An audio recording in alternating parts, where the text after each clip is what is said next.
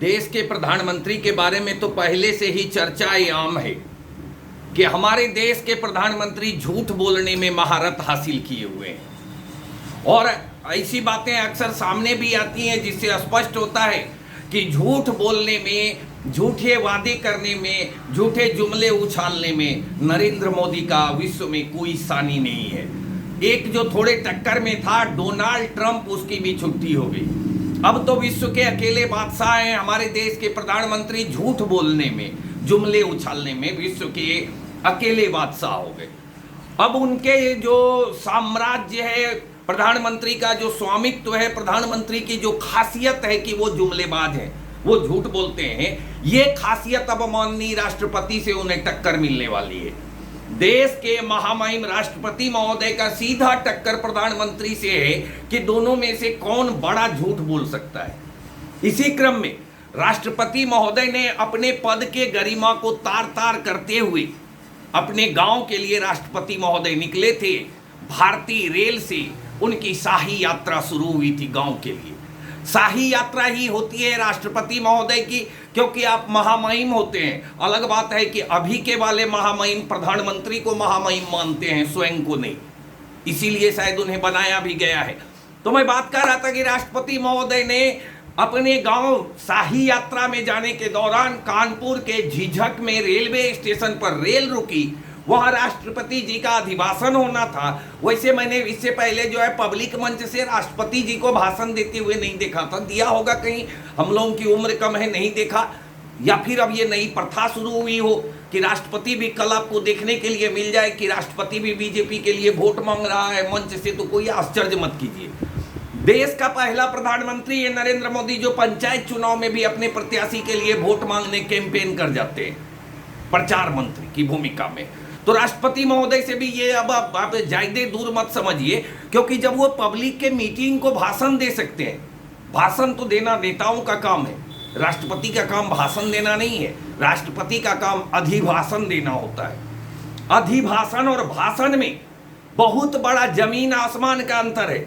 मैं भाषण देता हूं, मुख्यमंत्री को अधिभाषण देना होता है, प्रधानमंत्री को अधिभाषण देना चाहिए, राष्ट्रपति को अधिभाषण दिया जाता है, कहा जाता है। लेकिन वो मंच से भाषण देते हुए दिखे रामनाथ कोविंद जी, और मुझे हैरत इस बात की हुई कि हमारे देश के राष्ट्रपति को इतना भी ज्ञान नहीं है कि राष्ट्रपति की तनख्वाह टैक्स फ्री होती है।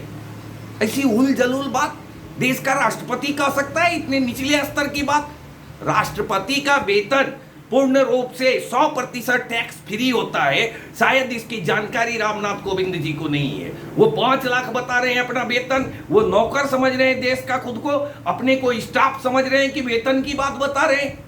उनको वेतन नहीं मिलता है, ये तो जान लीजिए महामहिम राष्ट्रपति महोदय, आपको तनख्वाह नहीं मिलती है, आपको मानदेय मिलता है। मानदेय ये एक सम्मान का द्योतक शब्द है।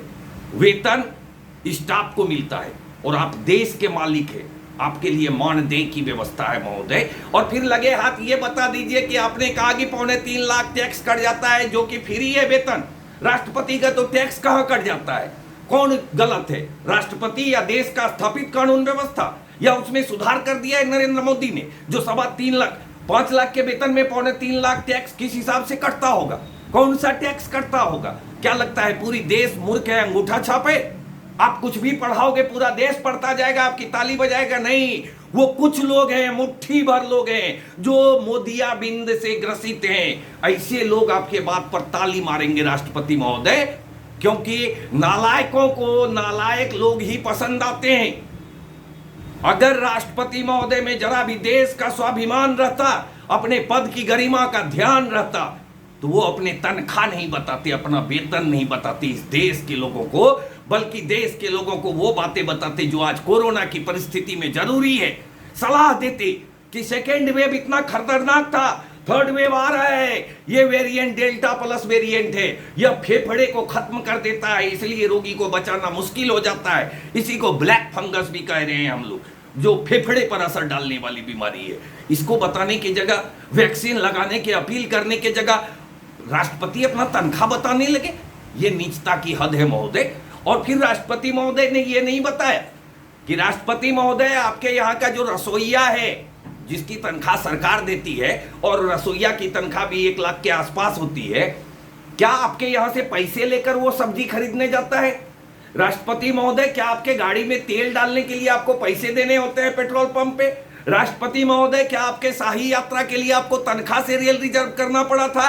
राष्ट्रपति महोदय, क्या आपको कपड़े खरीदने में पैसे देने होते हैं? क्या आपको साबुन तेल के लिए पैसे देने होते हैं? क्या गैस की चिंता आपको भी है कि गैस सिलेंडर घर में खत्म हो गया होगा, लाके देना है?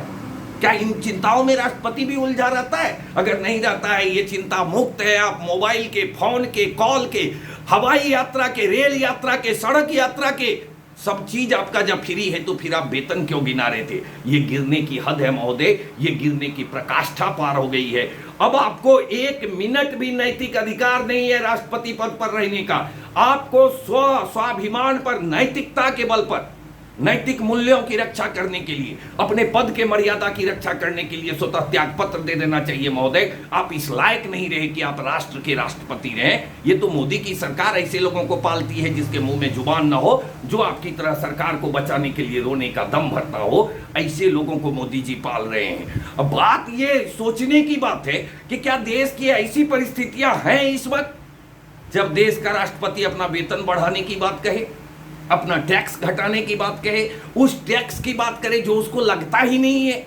वाह जी वाह, जीवन पर्यंत के लिए मकान, हवा, एसी, धरती का स्वर्ग राष्ट्रपति भवन होता है।